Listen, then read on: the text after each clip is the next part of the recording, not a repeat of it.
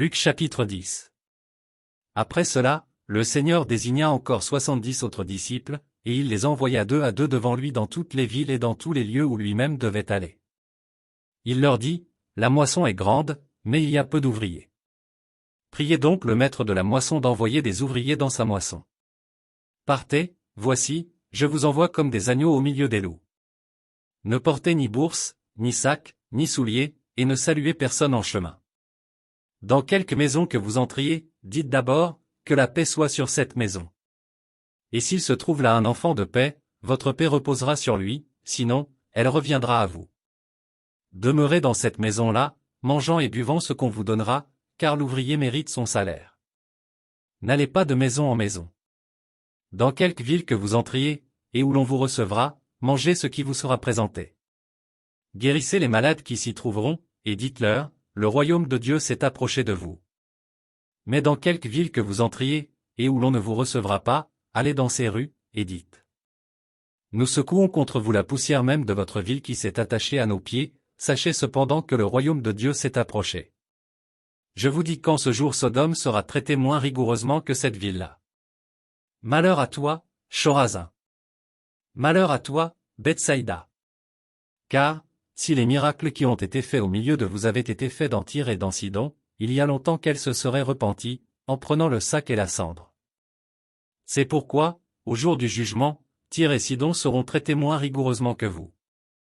Et toi, Capernaüm, qui as été élevé jusqu'au ciel, tu seras abaissé jusqu'au séjour des morts.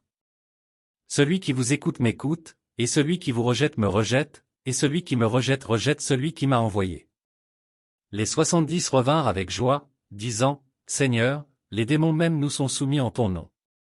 Jésus leur dit, je voyais Satan tomber du ciel comme un éclair.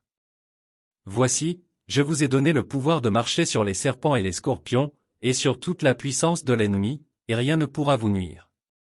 Cependant, ne vous réjouissez pas de ce que les esprits vous sont soumis, mais réjouissez-vous de ce que vos noms sont écrits dans les cieux. En ce moment même, Jésus tressaillit de joie par le Saint-Esprit, et il dit, je te loue, Père, Seigneur du ciel et de la terre, de ce que tu as caché ces choses aux sages et aux intelligents, et de ce que tu les as révélées aux enfants. Oui, Père, je te loue de ce que tu l'as voulu ainsi. Toutes choses m'ont été données par mon Père, et personne ne connaît qui est le Fils, si ce n'est le Père, ni qui est le Père, si ce n'est le Fils et celui à qui le Fils veut le révéler. Et, se tournant vers les disciples, il leur dit en particulier, heureux les yeux qui voient ce que vous voyez. Car je vous dis que beaucoup de prophètes et de rois ont désiré voir ce que vous voyez, et ne l'ont pas vu, entendre ce que vous entendez, et ne l'ont pas entendu. Un docteur de la loi se leva, et dit à Jésus, pour l'éprouver, Maître, que dois-je faire pour hériter la vie éternelle? Jésus lui dit, qu'est-il écrit dans la loi? Qui lis-tu? Il répondit, tu aimeras le Seigneur, ton Dieu, de tout ton cœur, de toute ton âme, de toute ta force, et de toute ta pensée, et ton prochain comme toi-même. Tu as bien répondu, lui dit Jésus, fais cela, et tu vivras. Mais lui, voulant se justifier, dit à Jésus, et qui est mon prochain? Jésus reprit la parole, et dit, un homme descendait de Jérusalem à Jéricho. Il tomba au milieu des brigands, qui le dépouillèrent, le chargèrent de coups, et s'en allèrent, le laissant à demi-mort. Un sacrificateur, qui par hasard descendait par le même chemin, ayant vu cet homme, passa outre. Un lévite, qui arriva aussi dans ce lieu, l'ayant vu, passa outre. Mais un samaritain, qui voyageait, étant venu là, fut ému de compassion lorsqu'il le vit. Il s'approcha, et banda ses plaies, en y versant de l'huile et du vin, puis il le mit sur sa propre monture, le conduisit à une hôtellerie, et prit soin de lui. Le lendemain, il tira 2 deniers, les donna à l'hôte, et dit, aie soin de lui, et ce que tu dépenseras de plus, je te le rendrai à mon retour. Lequel de ces 3 te semble avoir été le prochain de celui qui était tombé au milieu des brigands?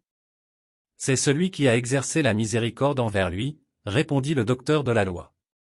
Et Jésus lui dit, va, et toi, fais de même.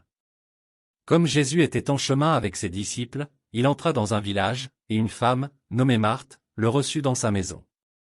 Elle avait une sœur, nommée Marie, qui, s'étant assise aux pieds du Seigneur, écoutait sa parole. Marthe, occupée à divers soins domestiques, survint et dit, Seigneur, cela ne te fait-il rien que ma sœur me laisse seule pour servir? dis-lui donc de m'aider.